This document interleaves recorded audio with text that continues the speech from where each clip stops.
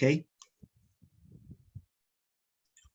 Boa noite a todos, sejam todos bem-vindos a mais uma aula do nosso curso sobre os fundamentos de A Doutrina Secreta.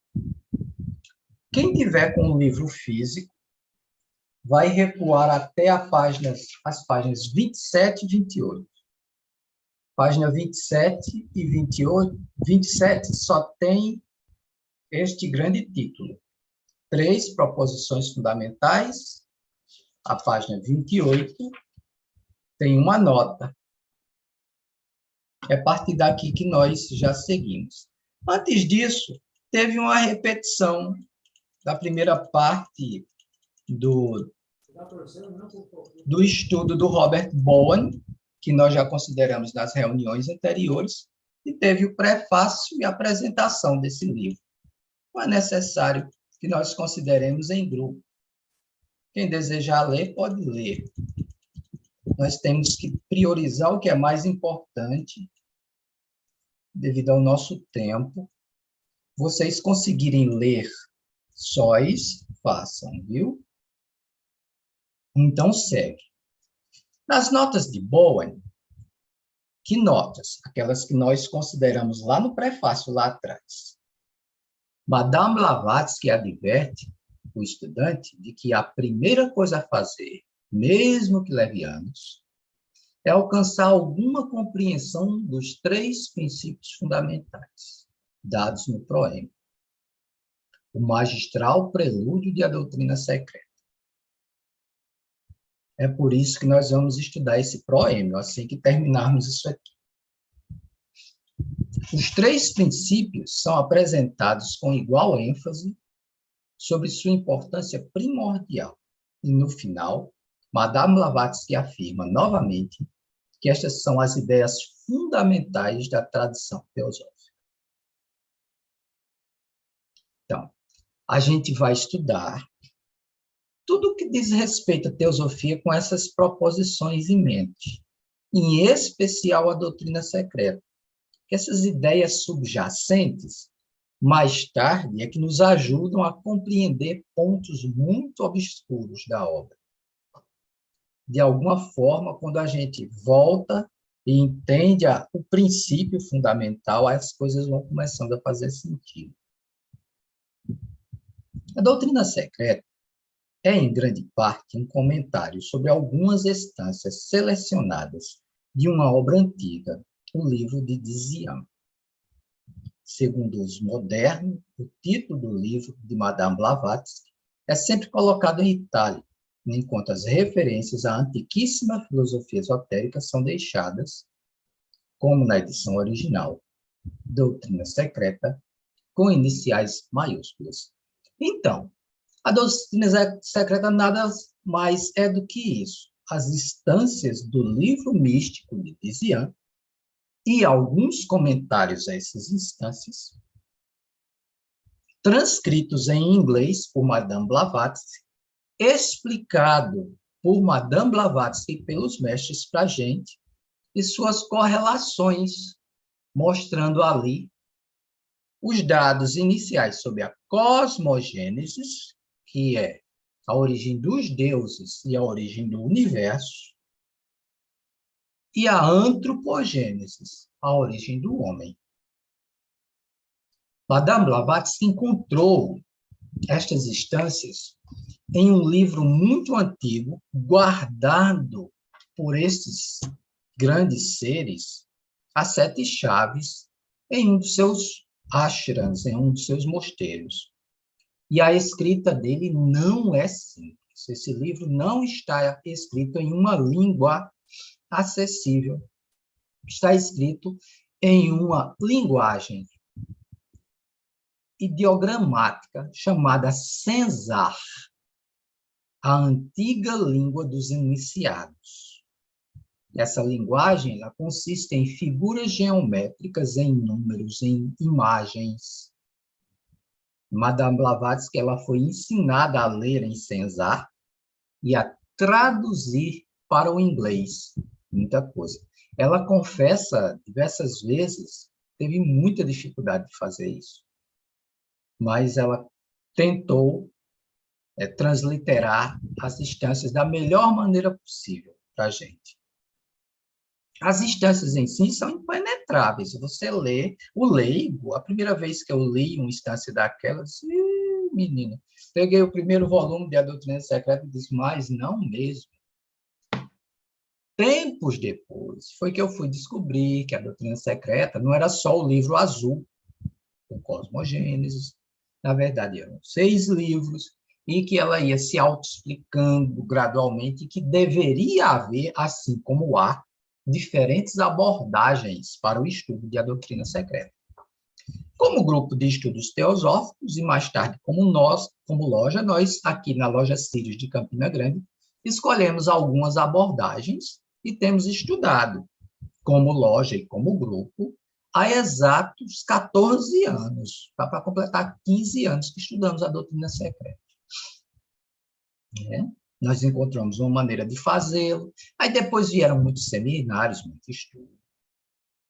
E ela é assim mesmo. Muita coisa demora a entender, mas o poder da obra, no sentido esotérico, é muito grande. Ela vai... Quando você começa a compreender umas coisas que a doutrina secreta transmite, você começa a olhar o mundo em seu redor, você começa a entender muito da estrutura de tudo que nos cerca.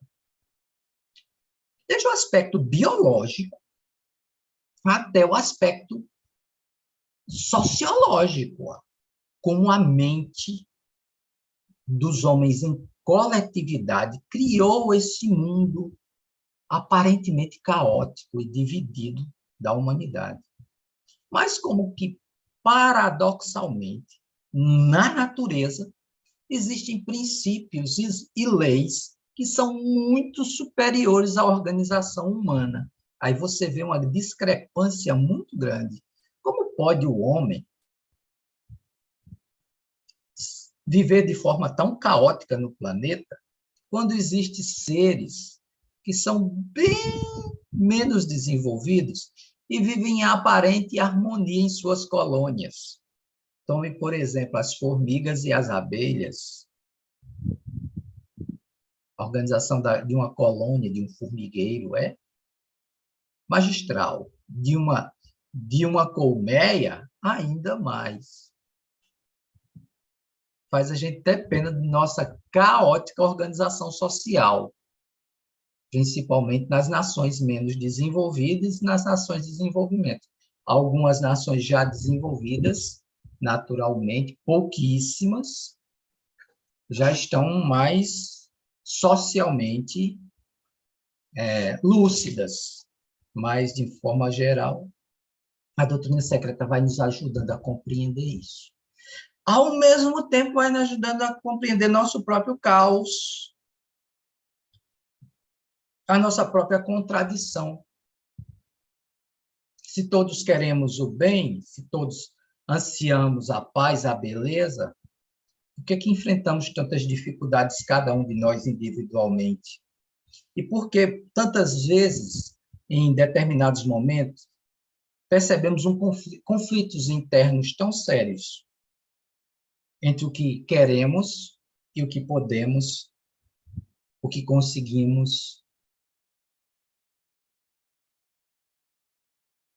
Tudo isso a gente vai entendendo coisas sobre nós, dentro de nós, e coisas sobre nós, fora de nós, no universo. Tudo isso ela achou nesse livro de Dizian. Não muito simples. E ela recebeu um treinamento lá com os mestres para poder fazer isso. E aceitou, num período mais difícil de sua vida, quando o cara estava quase morrendo, aceitou a responsabilidade de transcrever a doutrina secreta e publicá-la para nós. Por isso que todo respeito e toda gratidão que uma pessoa tiver a um ser como foi a senhora Blavatsky é merecido. Ela merece nosso respeito, nossa gratidão. Ela é um exemplo um exemplo de uma pessoa que se dedicou realmente a uma causa maior. Então, quais são essas 3 proposições? Nós lemos aqui a nota, né?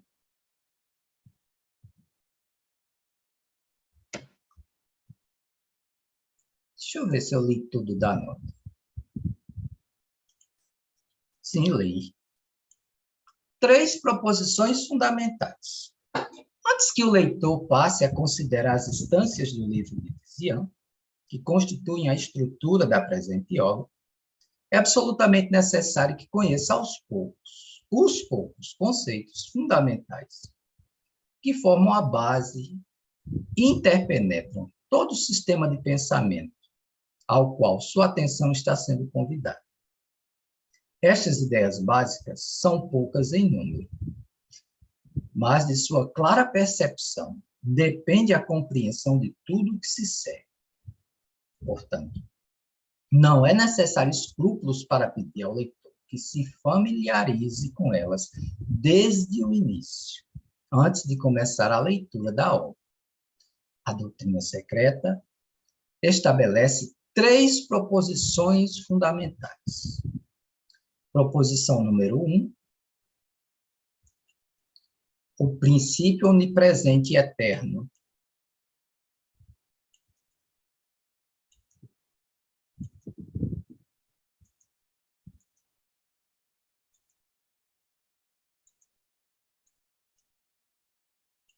Proposição número 2, a estrutura do universo em todo e sua lei cíclica, a eternidade, e sua lei cíclica, certo? Uma lei cíclica. Primeiro ponto, um princípio eterno que a tudo mantém. Nós vamos ver detalhadamente. Segundo ponto, existe o universo é eterno em todo. Existe uma lei cíclica que rege 2 estados alternados. Um estado de manifestação e um estado de repouso. E esses ciclos se manifestam em nós. Cada ser humano, a cada 24 horas, por exemplo, né? Acompanhando o Sol. Nós temos um período de atividade, quando o Sol nasce, e o pôr do Sol nos induz a um período de repouso. Interessante, não é? O universo também. Períodos de atividade, períodos de repouso. Esse é o 2. E o 3, existe uma unidade fundamental de todas as almas, de todos os seres conscientes e sencientes, com uma alma suprema universal, que no budismo recebe um lindo nome, Alaya. Nada prospera, uma vez que decida se dissociar de Alaya. Dissociar-se de Alaya é excluir-se da própria vida.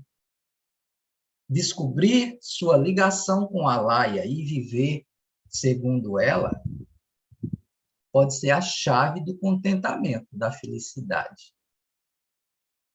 Porque você vai conscientemente ter consciência de que você pertence a um campo de energia enorme, inextinguível. Uma sensação imensa de pertencimento e uma certeza plena de que você jamais, em momento nenhum, não importa quão difícil sua vida esteja, está sozinho. Você pode ignorar. A ignorância é o problema. A ignorância nos leva a muita coisa. A ignorância, junto com o egoísmo, é a raiz da separatividade, dos nossos males. Mas a percepção consciente desse terceiro princípio, da unidade e identidade fundamental de todas as almas, nos nos leva à plenitude. Quando qualquer ser que realize isso, ele atinge a unidade e a iluminação final. Budi e o estado de Buda, de iluminação, nada mais é do que a realização plena de um ser desse princípio. Certo? Mas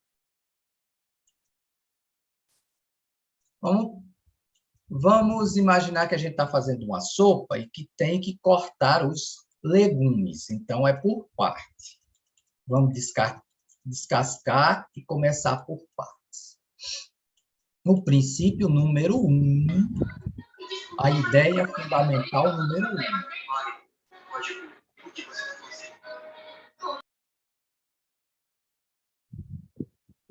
Voltando. Deixa eu ver. Como eu estou hoje de universitárias? Tem uma universitária de UCEI ali, que eu estou vendo a imagem dela. Tem Juliane. Tem Milton, um novo universitário. Tem Tatiana. Tem Daniel. Tem Fael. Tem Elisa. Tem Silvio. Tem Helena. Tem Ruth. Tem o Wilson. Tem muito universitário hoje. Mas, assim, deixa eu ir pelos tradicionais, depois eu vou introduzindo os novos.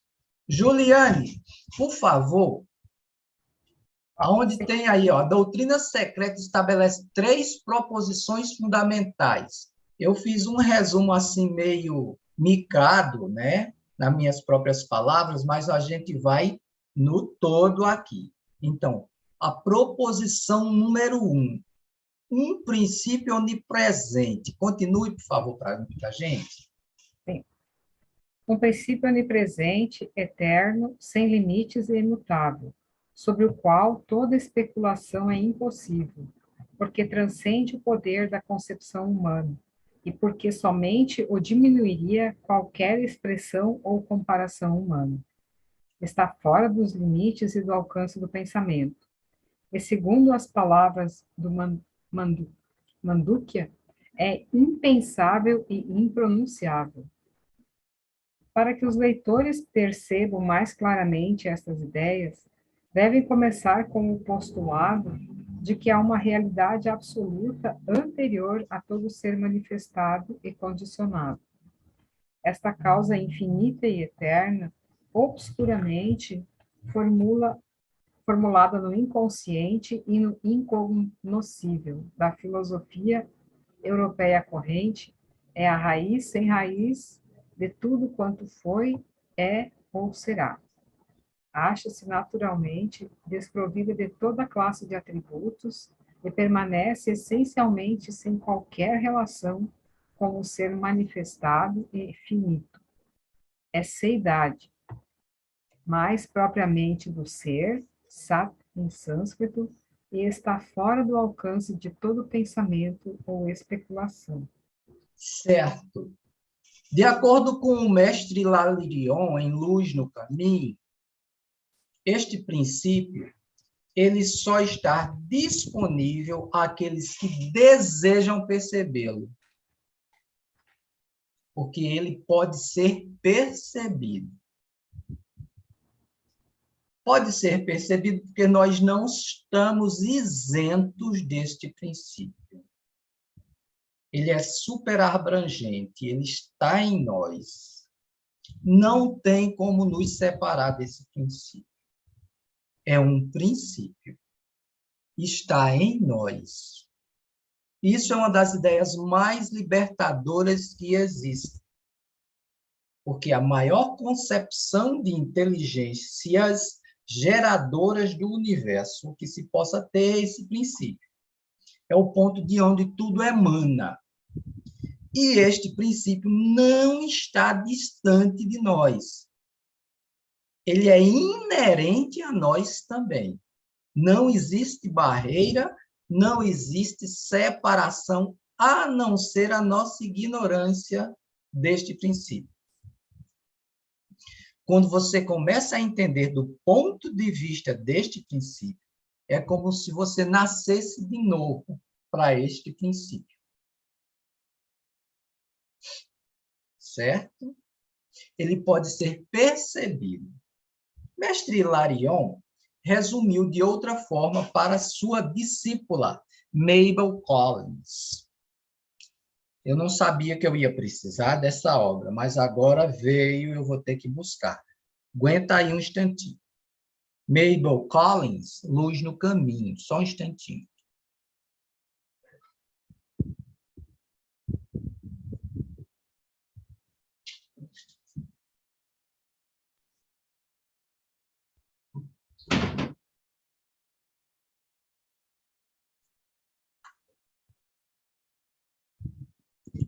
Viu como é que é o nordestês? Aguenta aí, então estamos aguentando.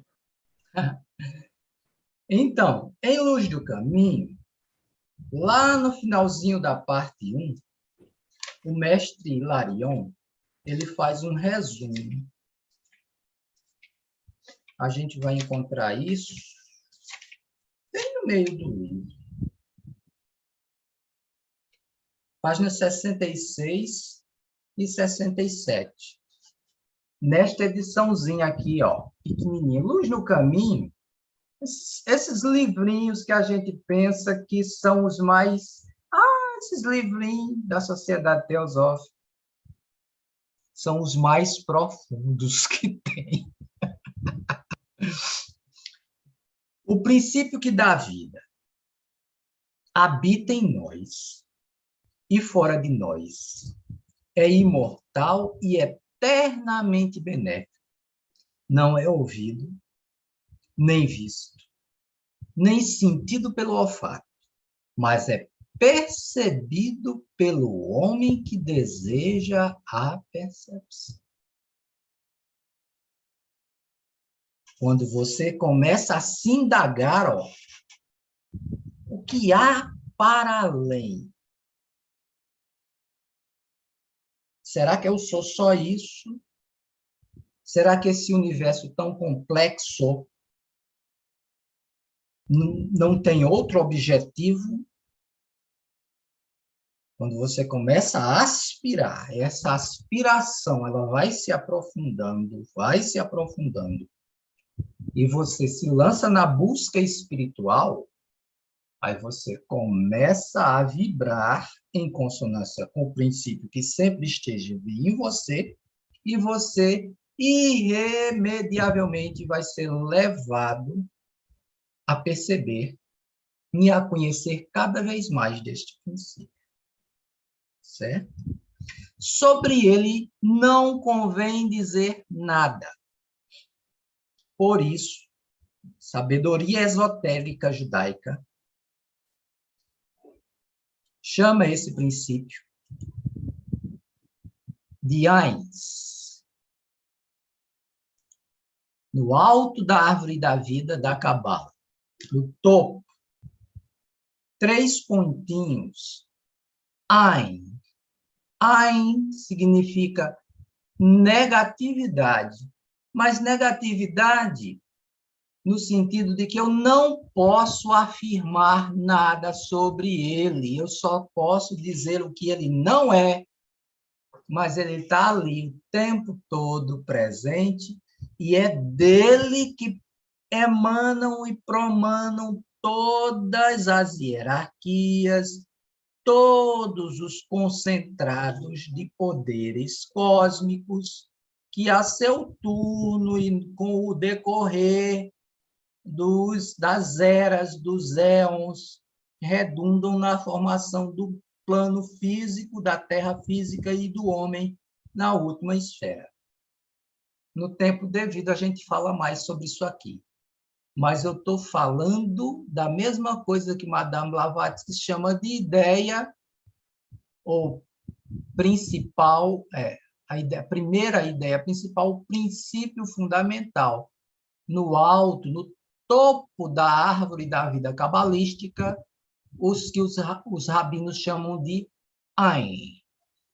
Negatividade. Não dá para dizer nada sobre o princípio. Só dá para dizer o que ele não é. não pode ser comparado com nada da nossa experiência. Daí o erro enorme da infância do homem, o homem na sua infância, durante a sua evolução, antropomorfizar o princípio. Antropó, homem, morfos, forma, da forma humana a este princípio. Toda tentativa de dar forma humana a este princípio resultou em deuses e Deus. E todos eles recheados dos preconceitos e vícios humanos, porque contrariam o primeiro princípio da sabedoria esotérica. Não dá para aprendê-lo, apreendê-lo e entendê-lo por comparação, porque nossa mente encontra-se limitada para isto e nossos sentidos físicos também. Somente os nossos sentidos espirituais, os sentidos da alma, quando desperta, é que vão, aos poucos, se assenhorando cada vez mais dessa realidade e compreendendo. Certo? Um dos primeiros pensadores fora da sociedade teosófica e um iluminista, certamente os iluministas eram muito inspirados, Jean-Jacques Rousseau, ele falou sobre essa mania que a gente tem de antropomorfizar as coisas. Ele disse: Deus criou o homem segundo sua semelhança, e sua imagem e semelhança. Mas o homem, em resposta e em agradecimento, resolveu retribuir o favor.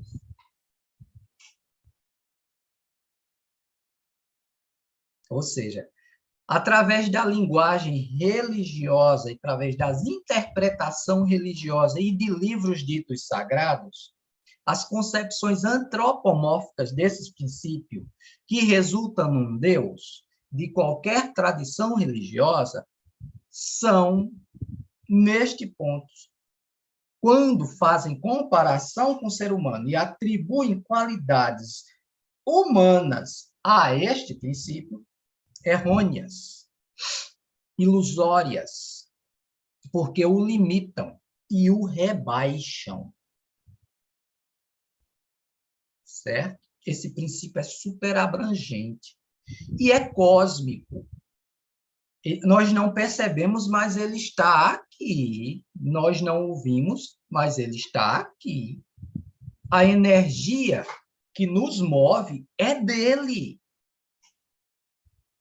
É deste princípio. A matéria que nos cerca é a ideação cósmica dele, reunida em cada plano, por cada inteligência de cada plano. Tudo vem deste princípio.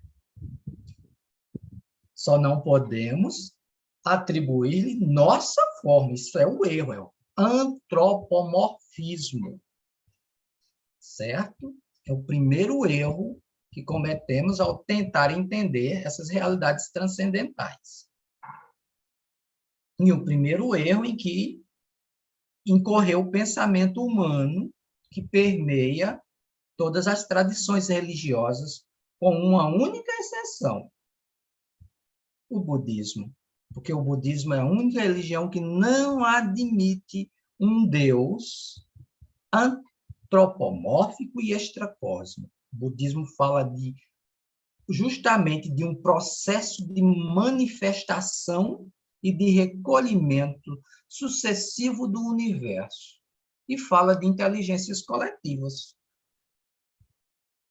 É tanto que o budismo é considerado uma religião ateia, uma religião sem Deus. E os fenômenos antropomórficos se deram no budismo, devido à nossa imaturidade enquanto raça humana coletiva. O que foi que fizeram? Os grandes pensadores e os grandes instrutores dentro das correntes do budismo, a miúde, são deificados pelos seguidores. e veneram cerimonialmente totens ou imagens desses seres, né? Então, a gente vai ter imagens do Senhor Buda, que são impensável para você que estuda o Evangelho do budismo, o Evangelho do Buda, os escritos, os sutras, o Dhammapada, as coisas, realmente, os ensinos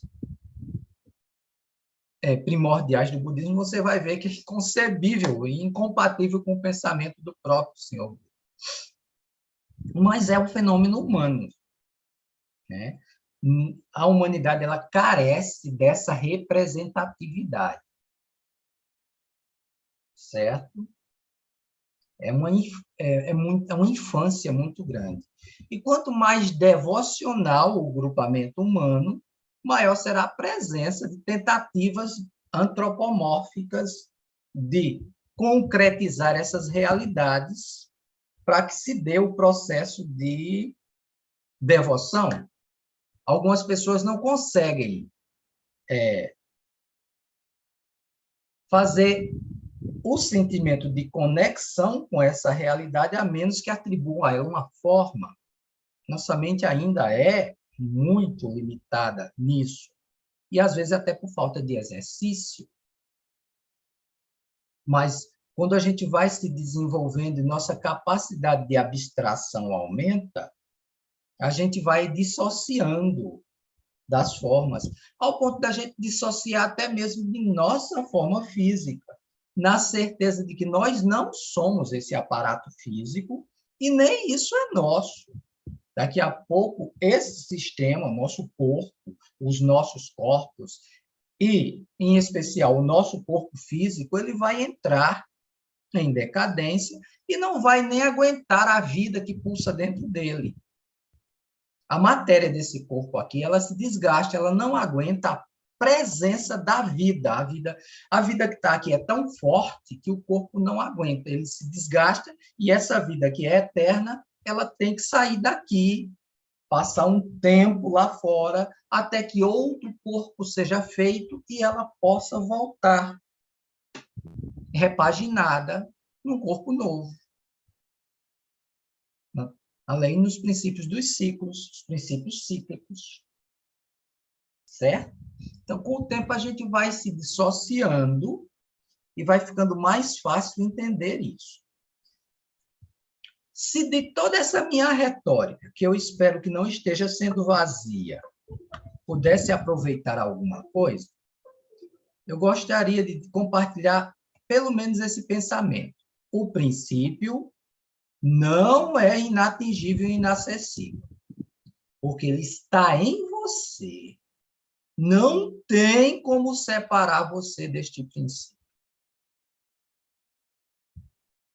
Nem que você queira, você não consegue se separar. É a negação da vida.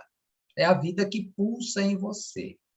Quanto mais você descobrir e se identificar conscientemente com esse princípio, mais você perceberá.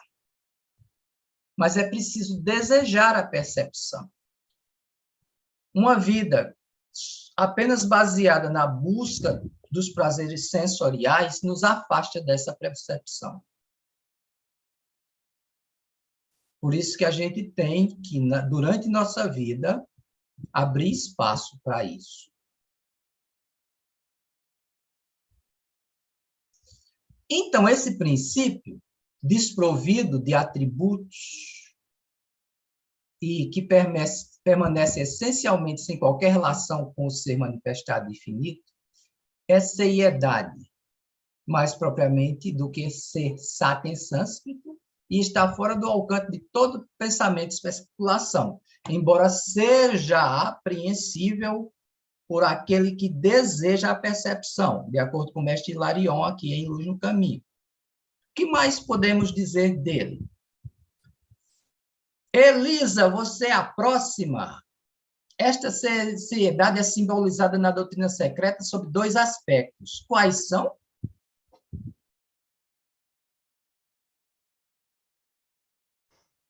Olá, vamos lá. Oi.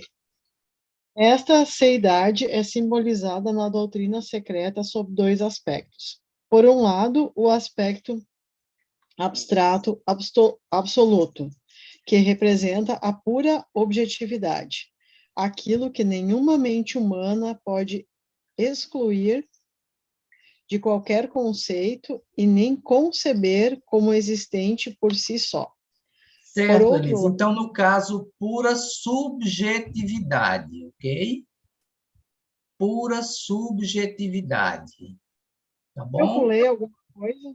Não, Acho que foi porque pulei. você trocou subjetividade por objetividade. Ai, desculpa.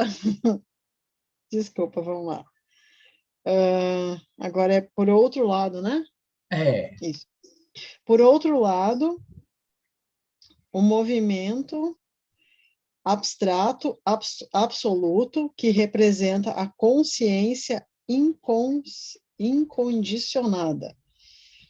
Mesmo os nossos pensadores ocidentais já demonstraram que a consciência é inconcebível concebível.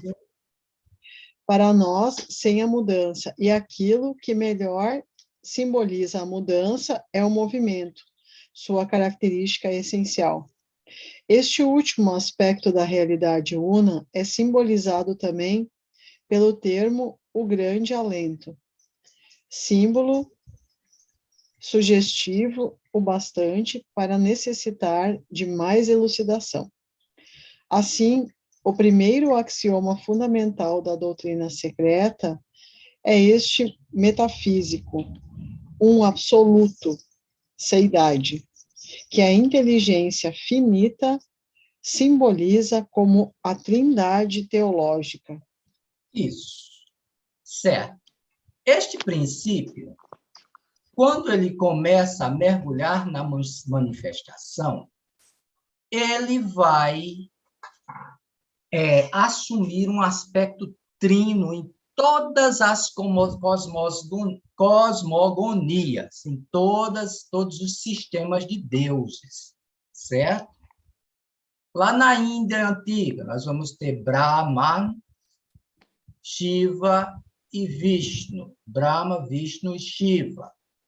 Lá no Egito antigo, nós tínhamos Osíris, Ísis e Horus.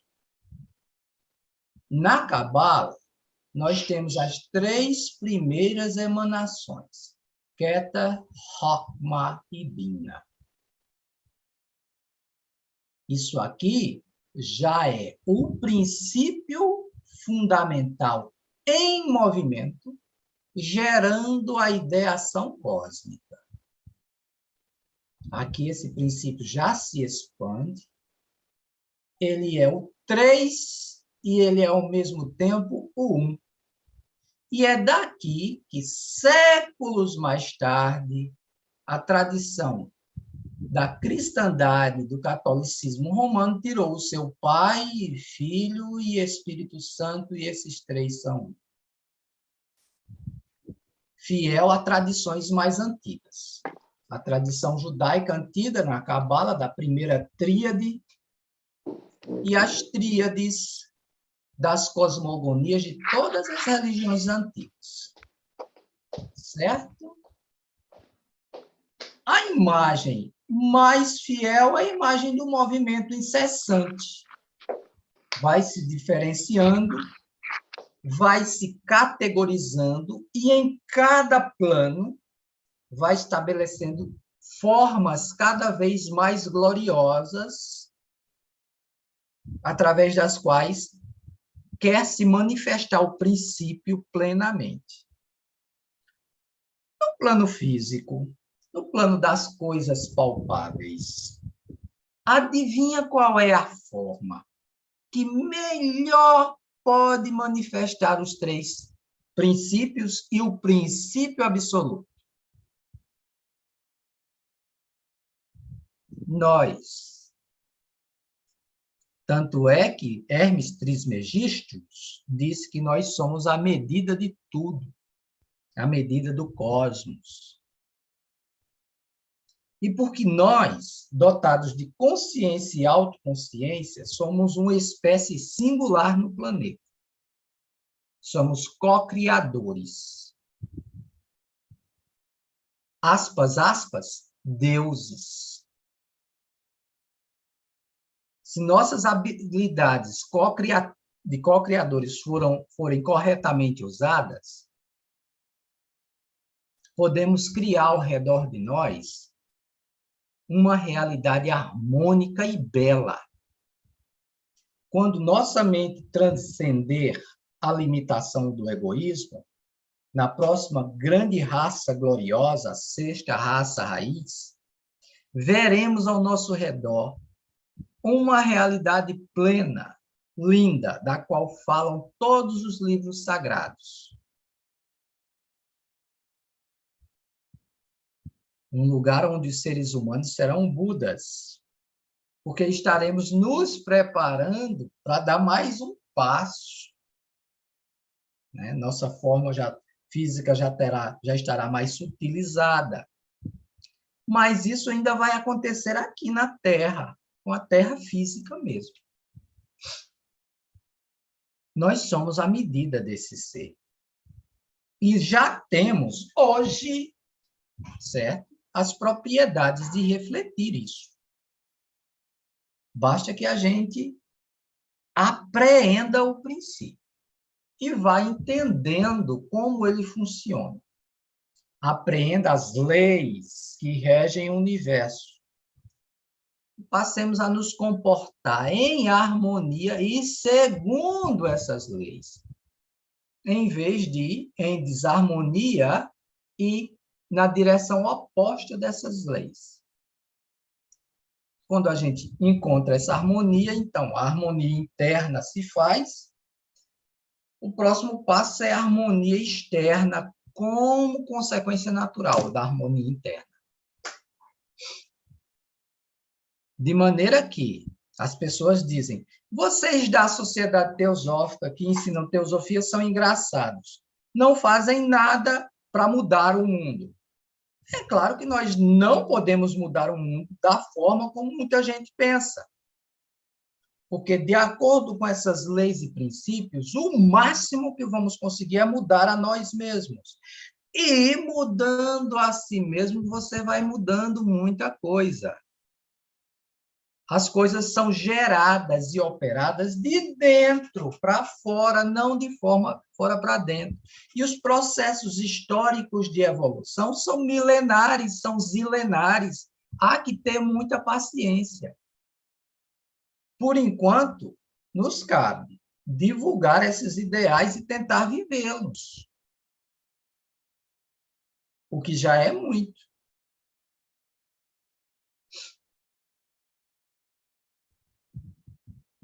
Já é muito, já é válido.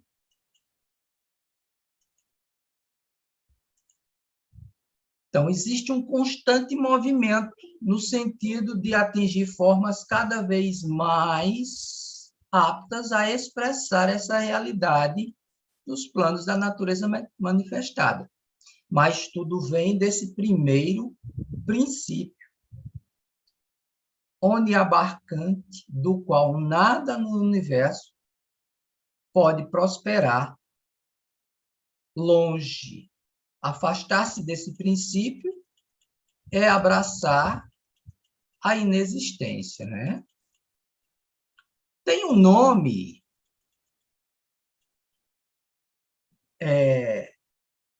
sânscrito para isso, para Brahman.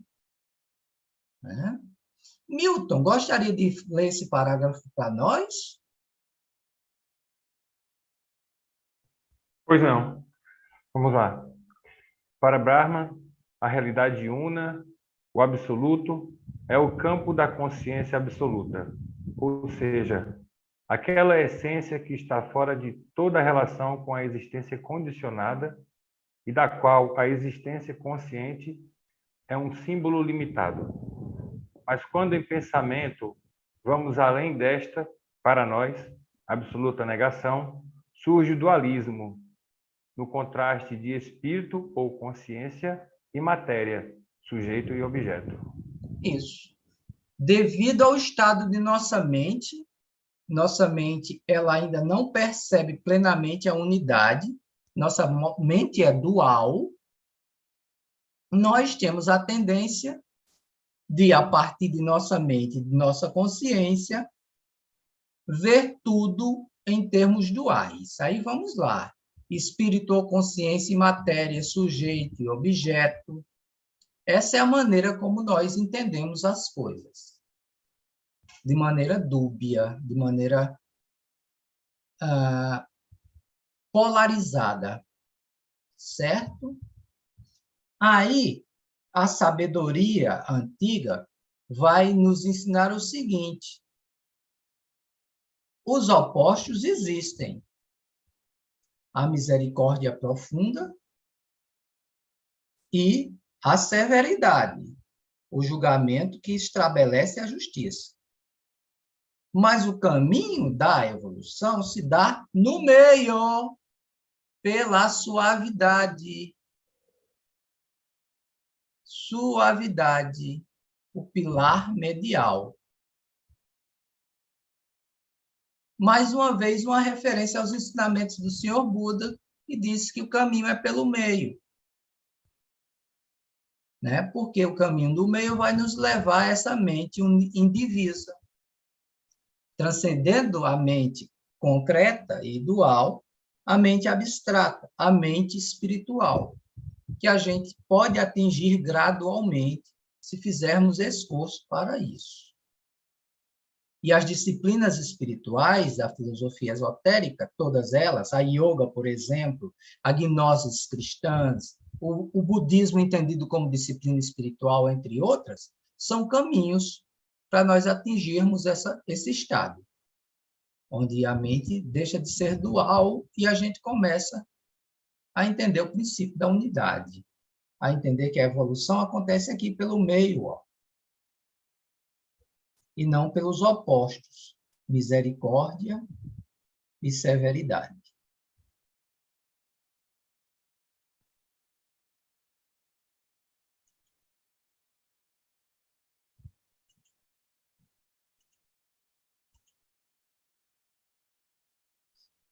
Eu começo, então, a falar de espírito e de matéria. Daniel Lira, que está com os óculos ali, sabe assim, os óculos deles estão fashion. Podia ler um pouquinho para nós, meu irmão? Vamos sim. Uhum. O espírito ou consciência e a matéria, no entanto, não devem ser considerados como realidades independentes, mas sim como as duas facetas ou aspectos do absoluto, para Brahma, que constituem a base do ser condicionado, seja subjetivo ou objetivo. Considerando esta tríade metafísica como a raiz da qual procede toda manifestação, o grande alento assume o caráter de ideação pré-cósmica.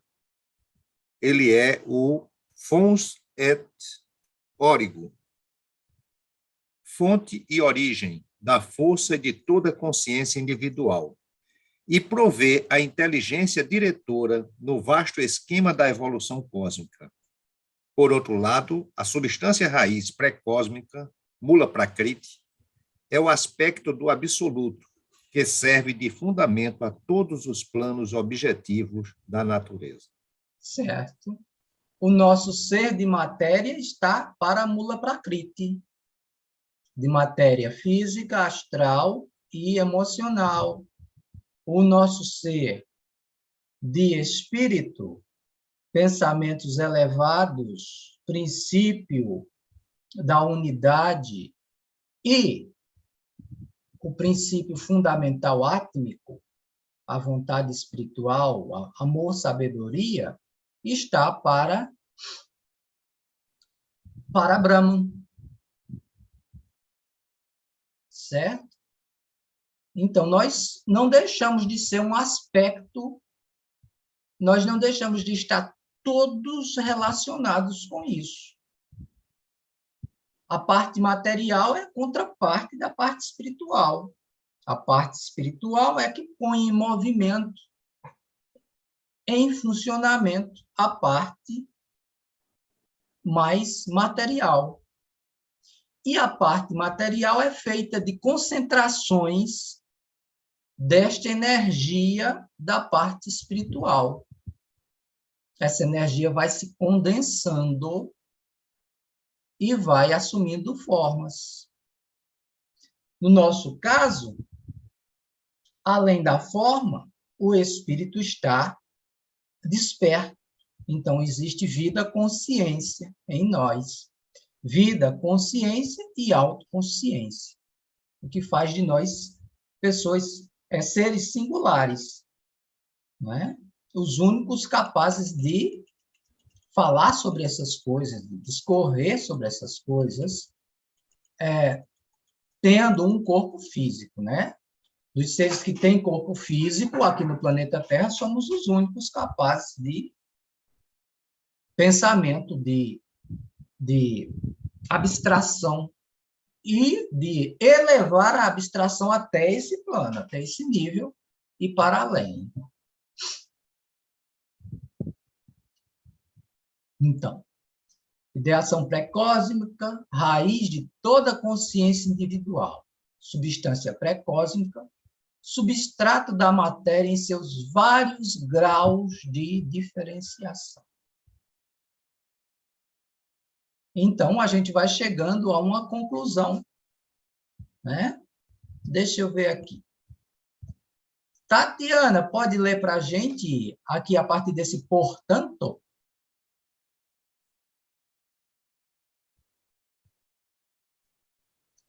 Oi?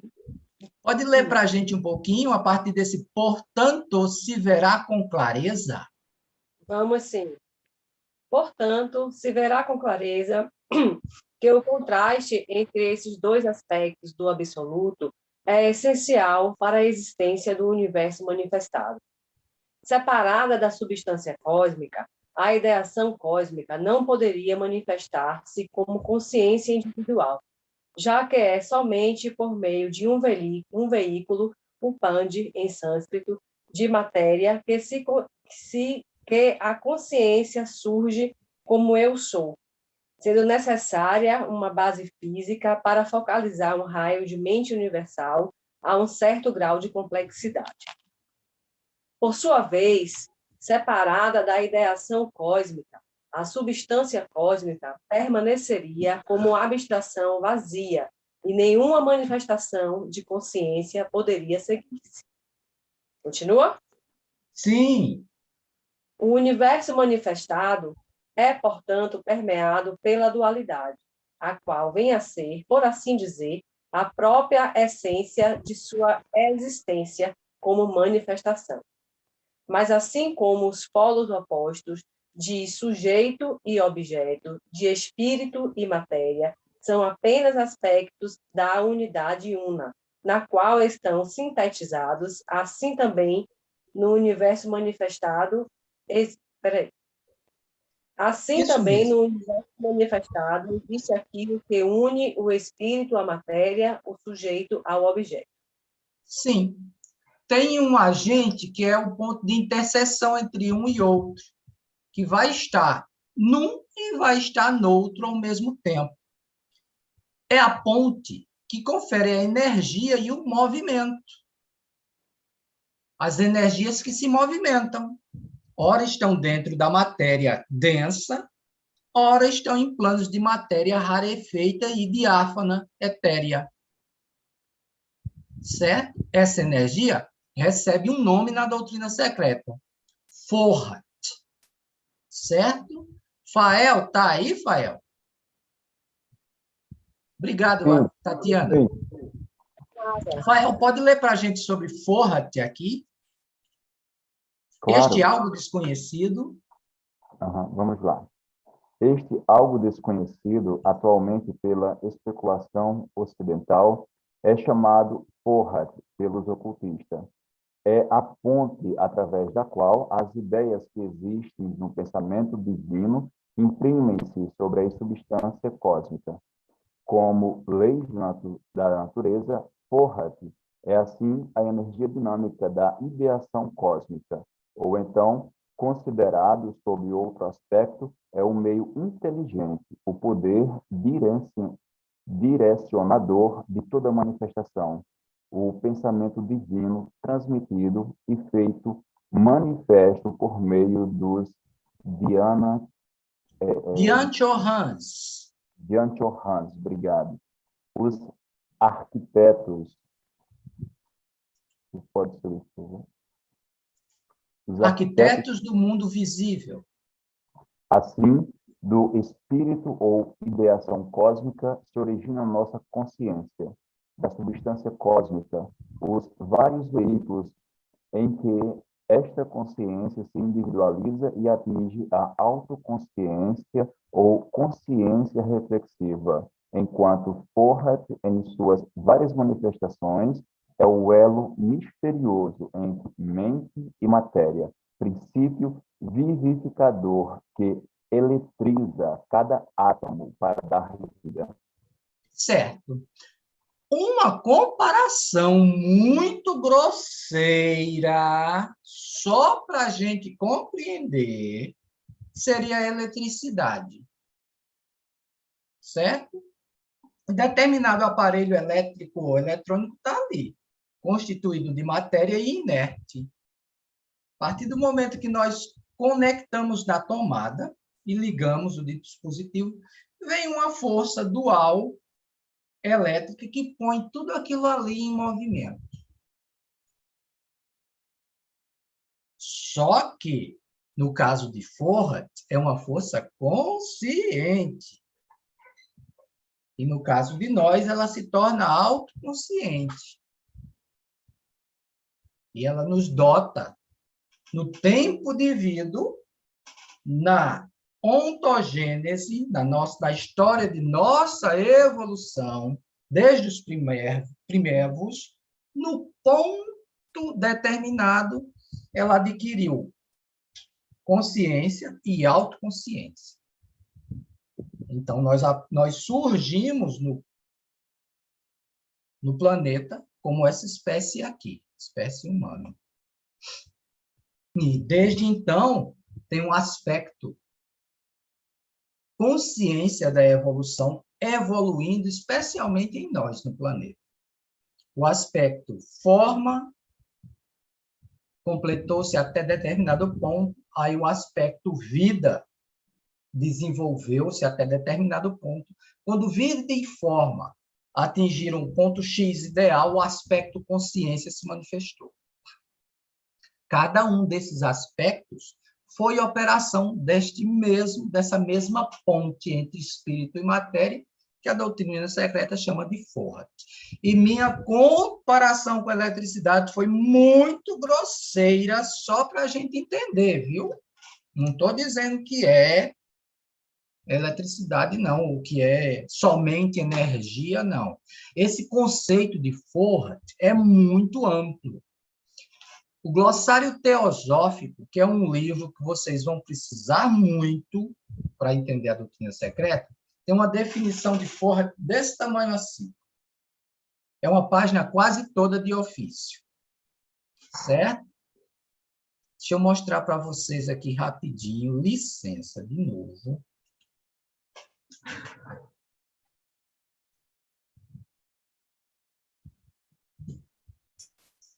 Aguenta aí.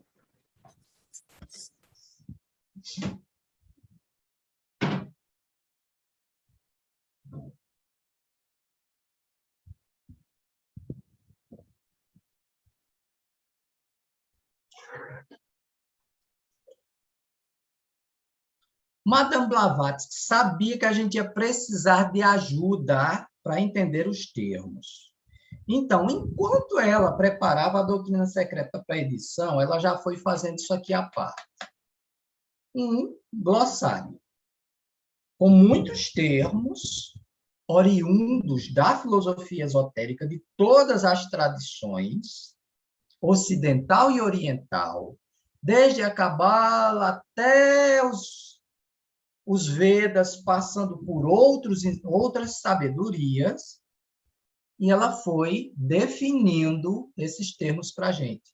A editora Ground tem esse glossário teosófico. É nele que, quando a gente procura o Forhat, ocupa quase uma página toda. Vocês podem ver que ele é grandinho, certo? É muito necessário o glossário teosófico, tá certo?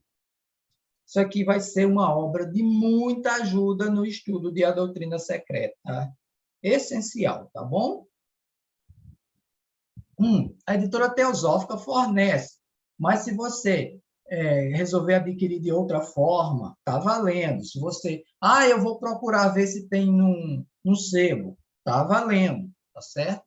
O importante é que você tenha, que é para você poder, quando aparecer esses termos esquisitões, você ir lá e dar uma olhadinha, já tem uma ideia, uma definição do que é o termo, tá bom? Glossário teosófico foi começar, quem começou a escrever foi Madame Blavatsky, quem terminou foram as pessoas que estavam perto dela. Essas pessoas continuaram, né? Porque elas editaram a Doutrina Secreta para a gente. Madame Blavatsky partiu como que prematuramente, certo? Ela deixou prontos, totalmente prontos, os volumes em inglês 1 e 2. Deixou totalmente prontos os volumes 3 e 4, que não saíram ainda, porque a humanidade não está pronta. Certo?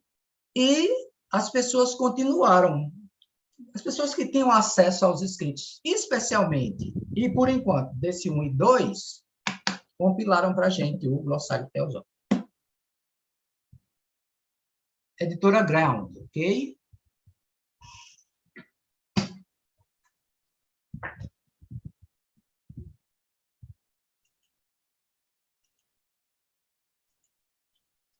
Muito bem. Então, Forhat é que faz a ponte entre a parte densa, a parte abstrata, e em nós, no tempo devido, nos deu consciência e autoconsciência.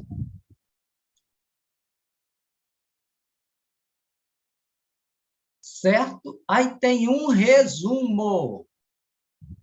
Tem um rapaz aqui de nome Silvio Marquezine. Se desejar participar com leitura, chegou a sua vez. Você quer? Ou pode? Não é obrigatório. Caso ele não possa, aí eu vou pedir para a jovem Helena. A jovem Helena. Silvio, você me ouve? Se sim, libere o microfone, por favor. Oi, está me ouvindo? Sim, Silvio. Posso. Conversa onde? O seguinte resumo oferecerá ao leitor uma ideia mais clara. O absoluto, o Parabrahma dos Vedantinos, ou a realidade Una, Sat, que é, ao mesmo tempo, absoluto, ser e não ser, a primeira manifestação, o logos impessoal e em filosofia não manifestada, o precursor do manifestado, espírito, matéria, vida, o espírito do universo, Purusha, Prakriti,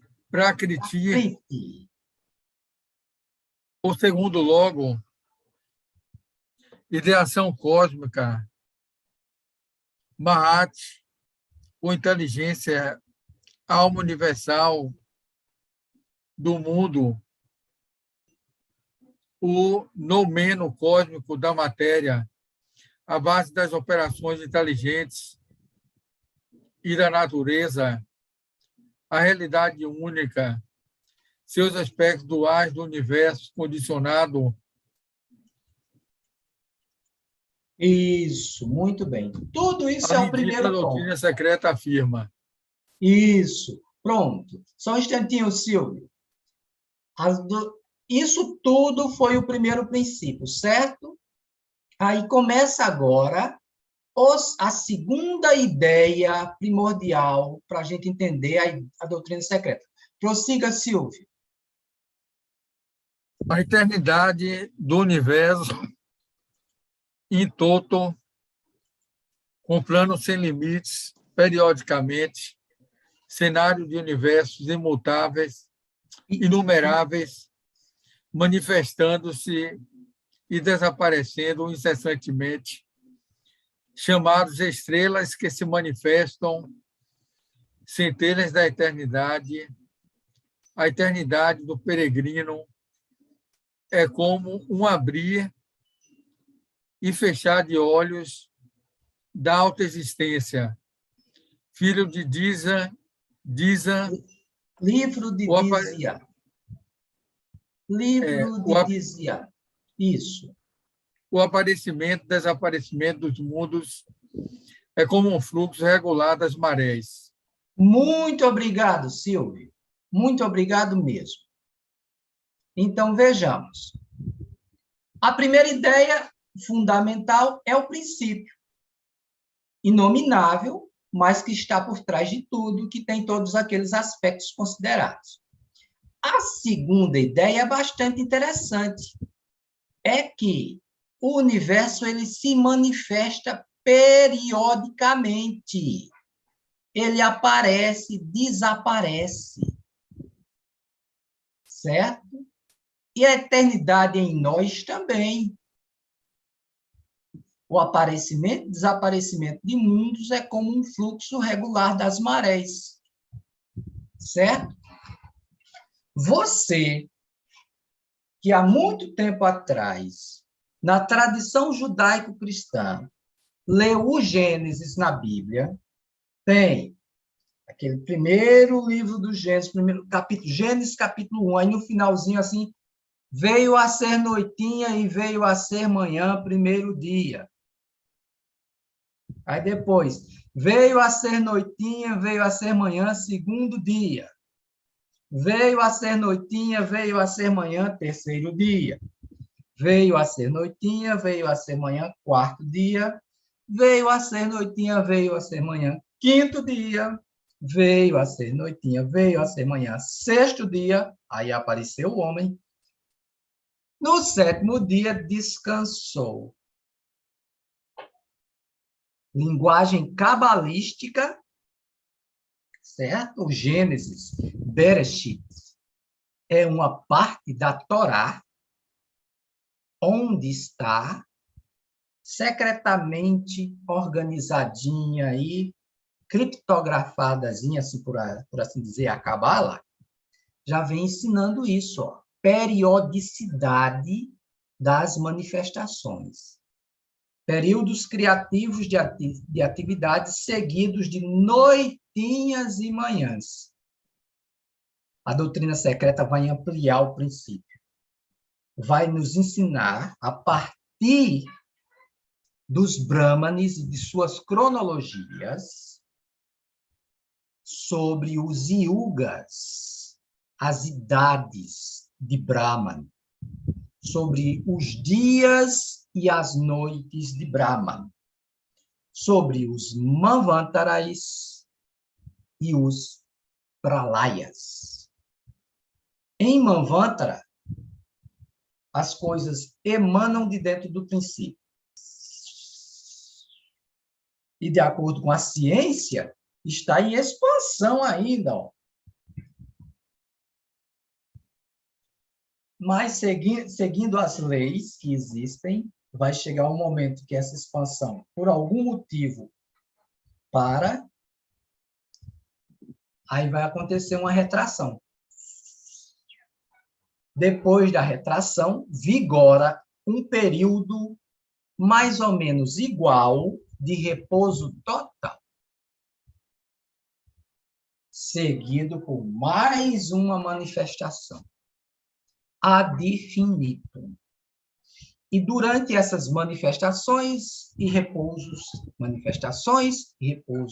as formas vão aparecendo novamente em categorias de evolução gradualmente superiores ao anterior. Certo? Assim, vamos nós evoluindo, a consciência em nós evoluindo, até chegarmos às maiores alturas concebíveis e imagináveis. E junto dessa evolução, o aparecimento e desaparecimento constante e sucessivo de universos no plural.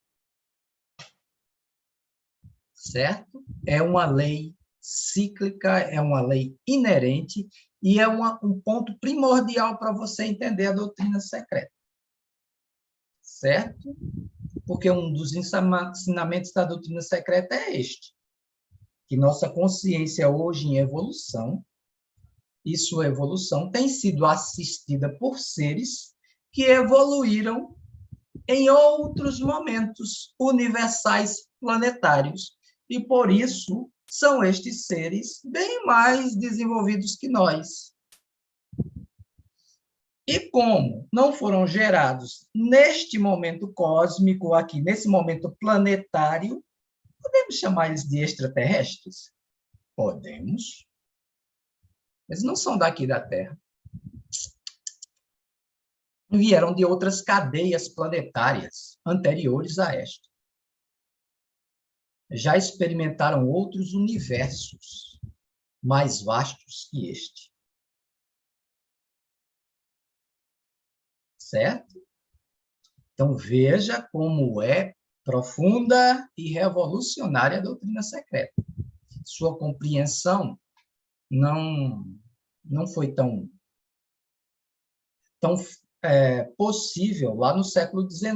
Durante o século XX, causou muita polêmica, muita gente deixou de lado. Agora, no século XXI,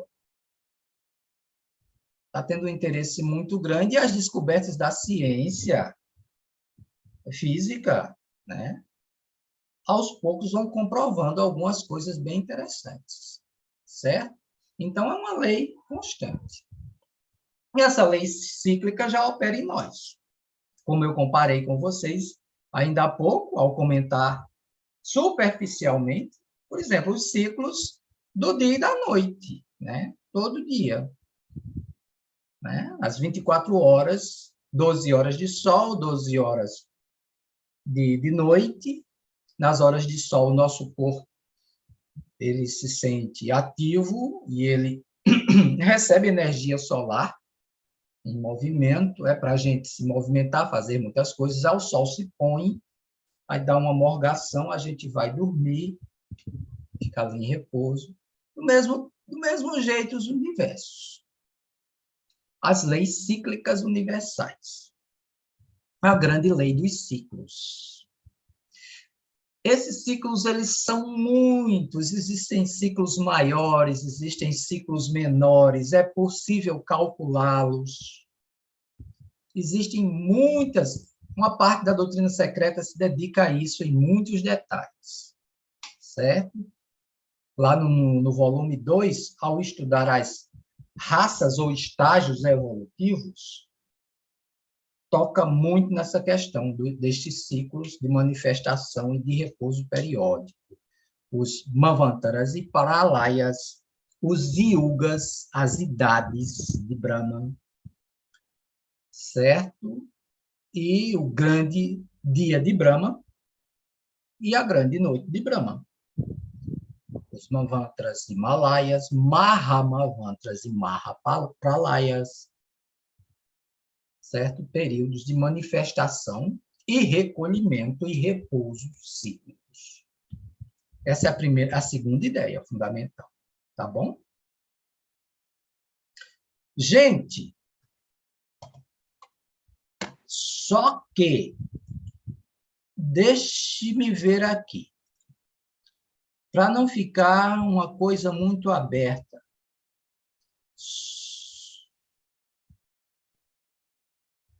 Vamos concluir essa ideia aqui até a palavra universo.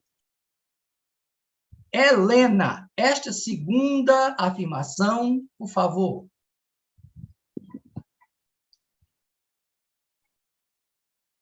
Helena? Oi, Francinaldo, eu esqueci de abrir.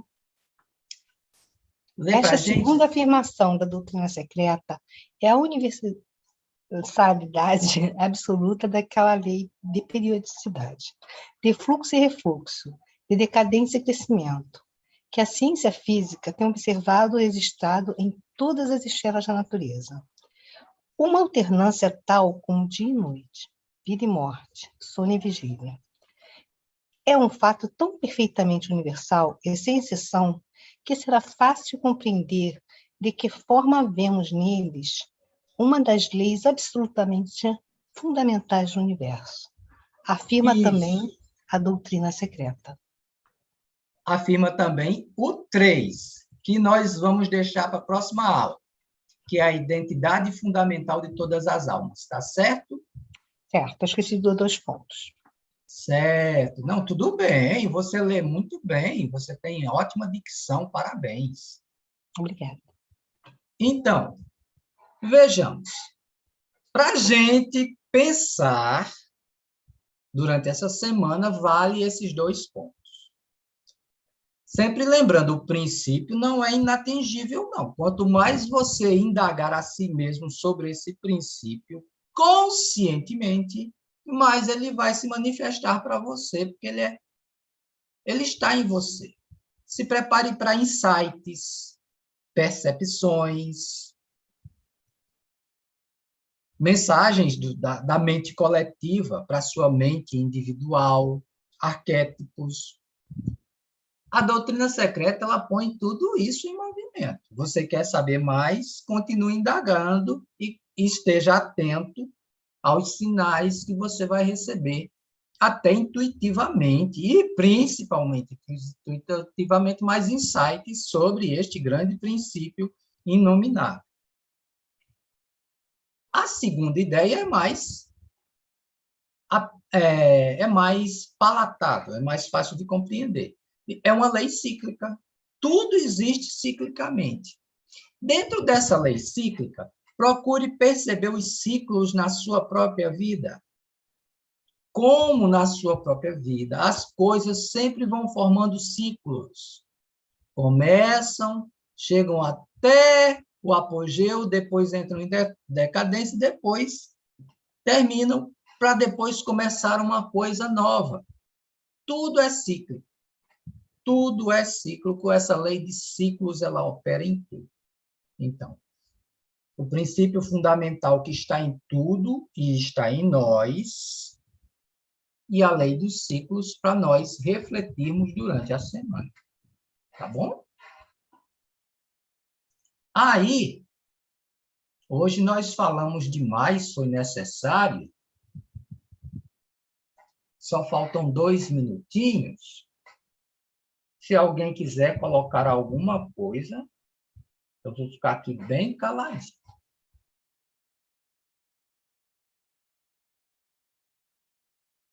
Tem 2 perguntas no chat, Francinaldo.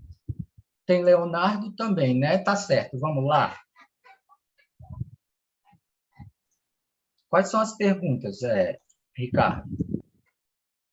O Milton, ele pergunta, referente àquele tópico lá do princípio uno absoluto, o espaço abstrato absoluto e o movimento abstrato absoluto seriam, respectivamente, toda e qualquer forma de matéria e toda e qualquer forma de inteligência?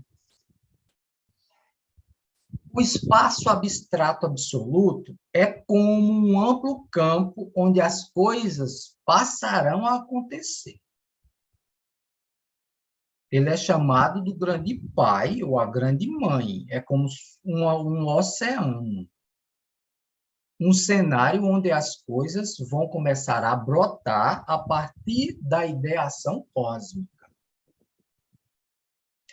As formas, a vida-consciência e as formas simples e complexas de vida vão surgir em dimensões neste espaço. A doutrina esotérica divide esse grande espaço em pelo menos 7 dimensões, certo? Que vão desde o físico até o divino, os 7 planos. Desde o físico até o Adi, os planos da matéria, certo? Então, esse espaço é multidimensional. Cada dimensão dessa, divisível, de novo, em 7 subdimensões ou subplanos, e todos esses planos e subplanos povoados de vida correspondente às condições presentes naquele espaço. Certo? Então, vai haver vida em diferentes formas, diferentes categorias, todos concentrados nesse espaço. Já a energia, ela emana, é um dos aspectos daquele princípio fundamental. Certo? É o aspecto que vai pôr em movimento as coisas mais densas desse espaço. E, ao seu tempo, dotando as formas que estiverem prontas de vida e consciência. Certo? Então, a gente precisa ir entendendo cada conceito deste, um dentro do outro.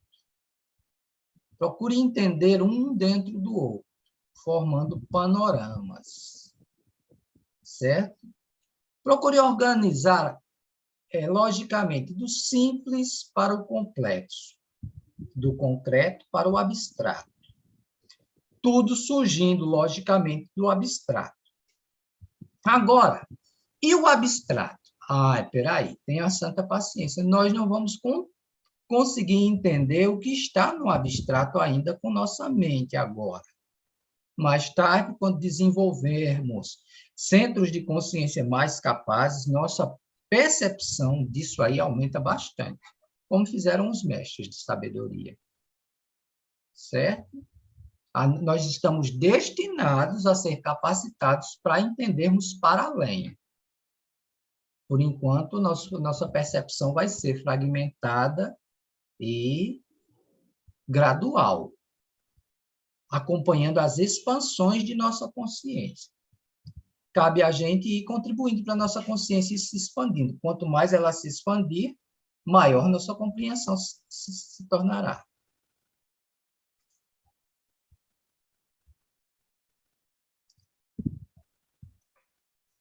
Então, Ricardo, tem mais alguma pergunta?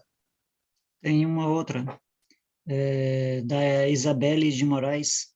A pergunta dela é referente ao segundo princípio fundamental, né?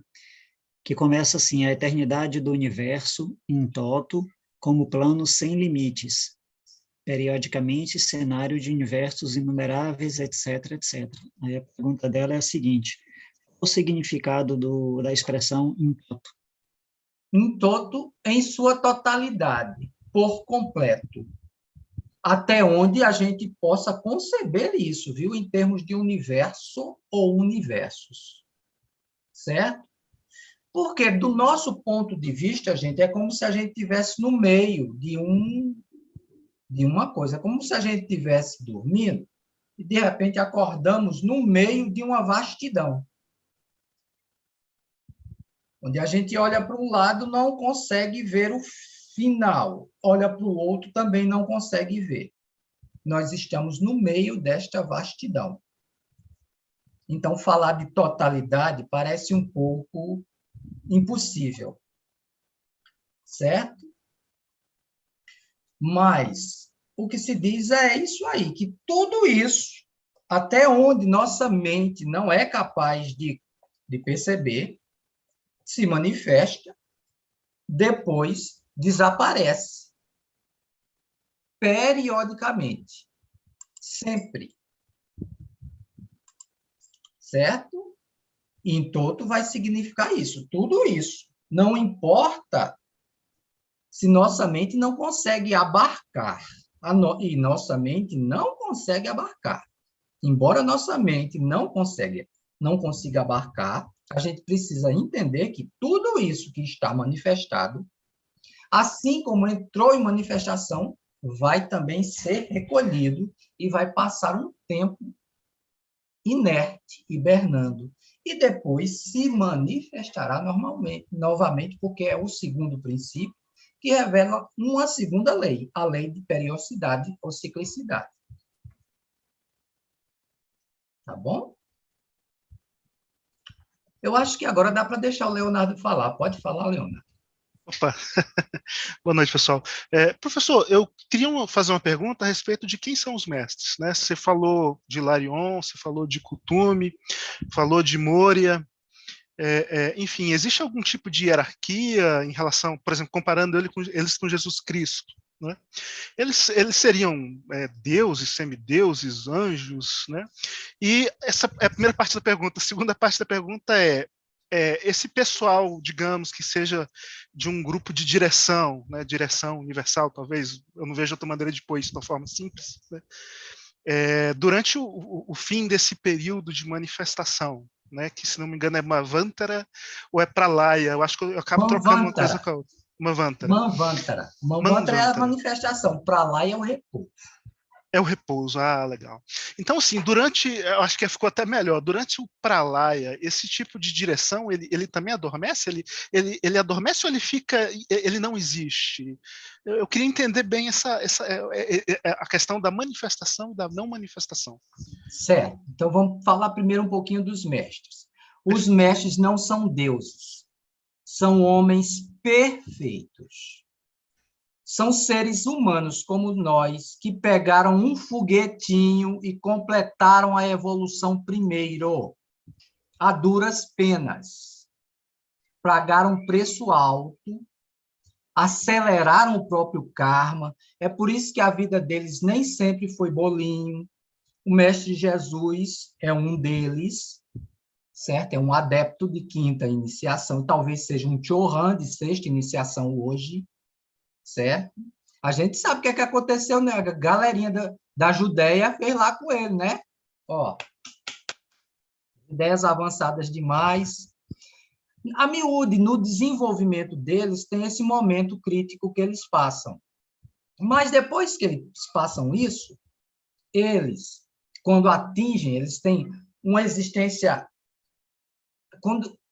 Cada iniciação é uma expansão de consciência. Existem em 5. A primeira, a segunda, a terceira, a quarta e a quinta. Na quinta, quando eles recebem a categoria de mestres, eles se tornam homens perfeitos. Neste estado, eles podem ter corpo físico ou não. Eles podem existir sem corpo físico.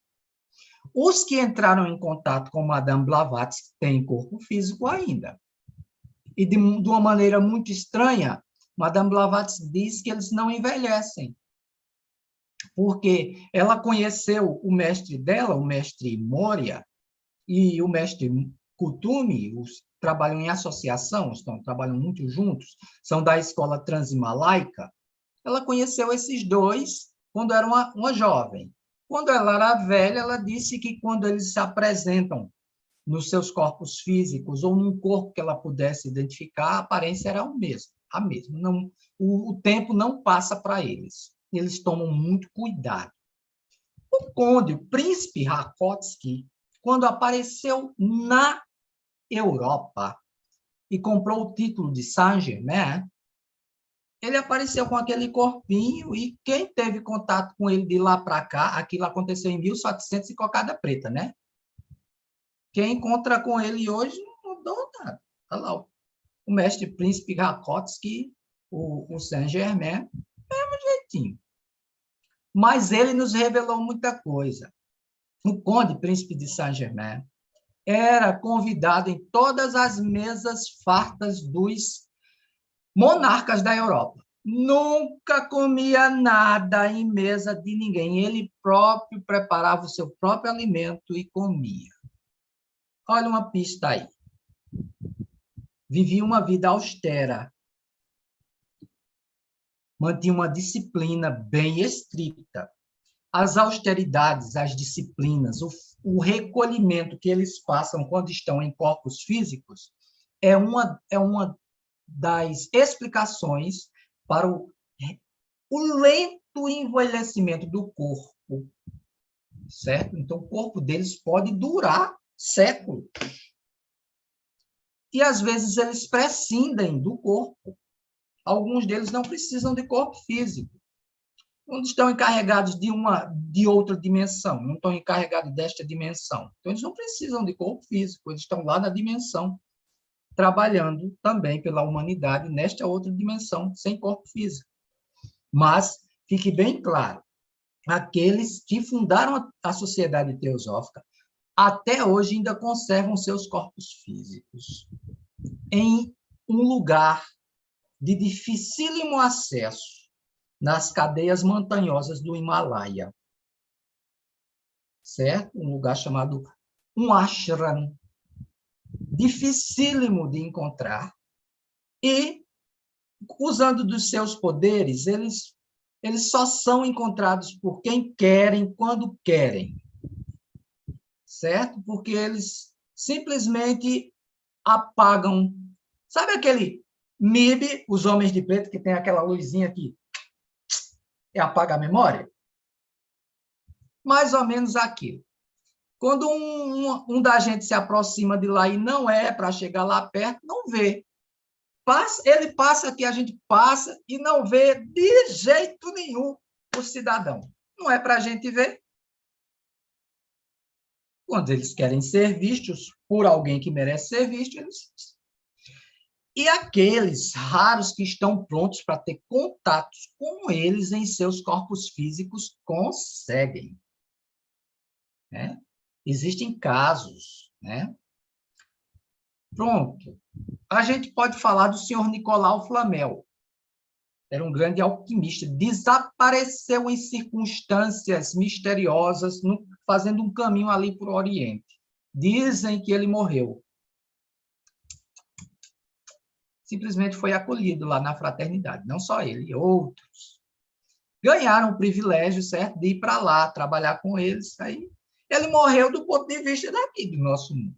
Porque, uma vez chegando lá, só volta se tiver uma missão muito espinhosa para cumprir, como Madame Blavatsky, que foi e precisou voltar. Né? Mas ela esteve lá entre eles. Certo? Isso teve até consequências sobre o corpo físico e a saúde física dela. Então, sobre os mestres, seres humanos aperfeiçoados. Alguns deles ainda conservam seu corpo físico e sua vida pode ter duração secular. A hierarquia oculta, são seres para além dos mestres ainda, mais poderosos, e seres de outros esquemas planetários, estão aqui conosco, mas trabalham discretamente, só se tornam conhecíveis e tratáveis quando precisam, eles estão nos resguardando. Essa pipoquinha aqui ainda não foi pelos ares por causa deles. De vez em quando eles dão um jeitozinho aqui, dentro da lei do karma, da humanidade, para barrar e impedir que o homem se destrua e destrua a Terra. Isso é a função deles também. Então, aqui são nossos guardiões. Então, estão lá, certo? Tá certo. O universo entra em Pralaya. Esses seres também entram em Pralaya. Eles são recolhidos à luz e entram num estado semelhante ao estado do primeiro princípio. O que é que a gente pode dizer do primeiro princípio?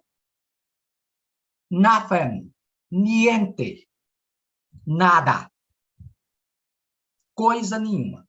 Então, sobre o que acontece com esses seres no Pralaya, não podemos dizer nada. Mas a doutrina secreta deixa transparecer o seguinte: todas as experiências que eles tiveram são reabsorvidas lá nesse espaço incognoscível do universo. No próximo Manvantara, eles alcançarão uma gradação ainda maior, se responsabilizarão por coisas ainda maiores do que nós no universo. Porque nós, por nossa vez, lá dentro do Pralaya, já voltaremos iguaizinhos a eles, para tomar conta de outra humanidade criancinha. Porque o nosso destino é sermos iguais a eles, seres aperfeiçoados. Dhyan Chohans, Dhyani Budas, ou, se quisermos optar por isso, mudar para outra correta evolucionária e renascermos no reino dévico e nos tornarmos anjos. Mas nós não somos da linha de evolução angelical, não. Nós somos do reino hominal, nós evoluímos diretamente para a linha dos Dhyan Chohans. Certo? Agora, em determinado momento da evolução, é colocada a opção. Você gostaria, por um acaso, de evoluir em outro reino, como um Deva, um ser brilhante de luz do mundo angelical? Saiba você que, se fizer isso, vai ficar subordinado aos Dhyan Chohans. Eu quero. Quer dizer que eu nunca mais vou ser homem? Não. Você nunca mais vai nascer como homem. Você vai continuar nascendo como ser angelical, no reino angelical, e vai se afastando da evolução e do reino humano cada vez mais, ó. Certo? Porque são duas correntes evolutivas distintas. Outra coisa que nos revela a doutrina secreta. A linha evolucionária do homem é uma, a linha evolucionária angelical é outra. Certo? Mas pode ter o cruzamento? Sim, pode ter o cruzamento, porque o homem é muita coisa, sabe? Essa coisinha chamada homem, só falta ter vergonha na cara, porque ele pode decidir. Ele pode decidir lá, quando ele chegar lá na frente, é o seguinte, eu quero ser anjo. Ele diz, então vai. Pronto. Tá bom? Mas eles não são, os nossos mestres não fizeram essa decisão. Eles estão na linha ainda de Dhyan Chohan. Então, depois que eles cumprirem isso, homens perfeitos, então eles vão ser Dhyan Chohans, Dhyani Budas, essas grandes inteligências criadoras planetárias, que são mais comparadas a deuses do que a anjos. Mas, quando estão lá em Dhyan Chohans, como eram os Elohim que participaram da nossa criação, que na Bíblia são chamadas de Deus ou deuses que criou o céu e a terra. Certo? Então, eles são, por enquanto, são homens perfeitos, aperfeiçoados, garotas, tem mulher também, não é clube do bolinha, não, certo? Tem mestres do sexo feminino também. Certo? Podem ficar tranquilos. Então, são homens e mulheres aperfeiçoados, certo? E estão lutando aí na nossa, para manter nossa evolução, para coordenar nossa evolução. São aquilo que nós seremos daqui a pouquinho. Nós estamos destinados a passar pelo estágio deles. Aí eles vão para Dhyan Chohans, e nós vamos para o estágio deles, e assim sucessivamente, ó, a dança das cadeiras da evolução. Cada vez formas mais complexas e aptas a manifestar mais e mais o princípio gerador do universo. Tá bom? Obrigado. Nada. Então, chegou a hora, né? Eu não quero nem olhar para o relógio, porque muita gente já saiu, eu não condeno, não. Já vai dar 8h20, né, gente? Olha aí. Daniel, hoje é tu, vice bichinho. Encerra para a gente. Ó vida oculta que vibras em cada átomo. Ó luz oculta que brilhas em cada criatura. O amor oculto que a tudo abranges na unidade. Saiba todo aquele que se sente uno contigo, que ele é, por isso mesmo, uno com todos os outros. Gratidão aos santos seres. Paz,